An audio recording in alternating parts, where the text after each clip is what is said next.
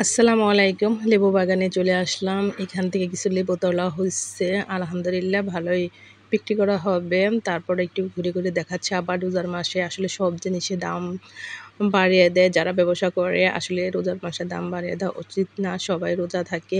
তাছাড়া রোজার মাসে যদি দাম কমিয়ে দিত সবাই আসলে একটু ভালো হতো। তারপরও আমি অবশ্যই লেবুর দাম একটু কমিয়ে নিব। যেহেতু রমজান মাসে মানুষ ইফতারির পরে কিন্তু শরবতটাই খায় সবাই। লেবু শরবতটা কিন্তু অনেকেই পছন্দ করে। আসলে সারা বছরের যেগুলো না দাম বাড়ে ঠিক রোজার মাসে এমন দাম বাড়িয়ে দেয় ব্যবসায়ীরা, আসলে এগুলো ঠিক না। রোজার মাসে যদি দাম কমিয়ে দেয় তাহলে কিন্তু এগুলো ভালো। আসলে বাংলাদেশের মানুষের কথা কি বলবো, তারা রোজার মাসে সবচেয়ে বেশি টাকা ইনকাম করতে চায়। আসলে এগুলো ঠিক না।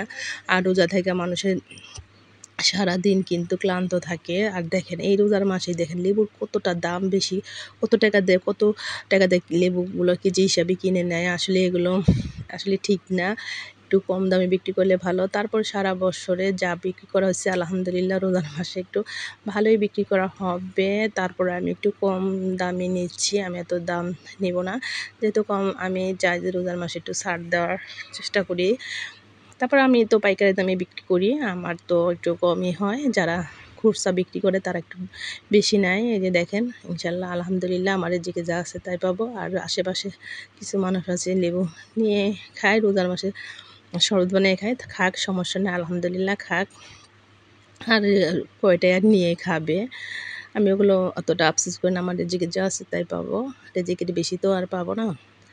আর যার রেজেকে যতটুকু আল্লাহ নির্ধারক করে রেখে দিয়েছি অতটুকুই পাবো।